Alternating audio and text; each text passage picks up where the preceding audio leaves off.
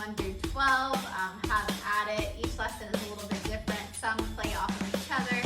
Soon, in the next few weeks, I will be sharing with you in a different hip sway and why they're different. But today we're going to stick with just a classic style, basic hip sway. We want to start with our feet flat. The two movements within a hip sway that we're going to use are a slide, so sliding the hips, which we can all do this. So stand on up, let's go. Slide your hips, good. And a seesaw motion, all right? So 2 hip bone points, center point, just like a seesaw, one goes up, the other goes down. Now you're like, okay, how do I make a sway out of a slide and a seesaw? A sway is going to look like this. Now what we're going to do first is take our right hip, drop it down, seesaw. Then we're gonna slide it down on the diagonal. Slide, bend your knees. We're going to seesaw again, lift and slide. Lift and slide, lift and slide. Now the difference is when we do our seesaw, we're not doing it now in that center point, we're doing it over in the slide, which changes the picture. So as we lift our right hip up, take our opposite over. Left hip comes up, slide it down, right hip comes up, slide it down. What makes this classic is we are not going to rotate our hips, we're not going to change, we're gonna keep the tailbone flat, we are not going to curve in and play in that direction.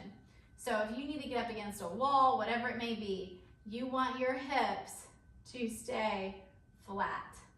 Something you can imagine is like, put yourself inside of a clock, the glass in the front, you have the backing on you, you are flat, yes? We cannot come forward, etc. Now, something you can do is lift your heels if you'd like. Note that your range of motion and my range of motion are going to be different at first. That's okay. We don't all have the same range of motion, flexibility in our hips. So something that you can practice is just stretching the seesaw nice and slow, really stretching out your obliques and your side body, and also bending your knees and sliding your hips. That will give you some more flexibility. Take your time, warm your body up. So here we go. We're going to drop it down, scoop it up. Drop it down, scoop it up. If you're having a lot of trouble with this, which is totally okay, I'm gonna show you with me lifting my heels. I'm bending my knees. We know that's a common theme of juicy hip drills is knees, knees, knees, knees, knees, knees. Down, down, up, up, up, up, down, down, down, up, up, up, up, up. If you're having trouble, one leg, just do one hip, break it down even more, okay? I like to tell my students that they have a big tub of ice cream right here, their favorite flavor, or whatever it is that you want. You have a spoon, it's your hip, okay? Here's my spoon. I'm going to drop my hip into the spoon. I'm going to slide it into the ice cream, and I'm going to lift it up, up, up, up, up, and seesaw it into my belly. Yes, down, up. Now, if you want to put your hand on your hip, this can help you keep everything level and in your plane, all right? Let's try the other side. Drop, which is what? Our seesaw. Slide, lift, drop. Slide, drop, lift. All right?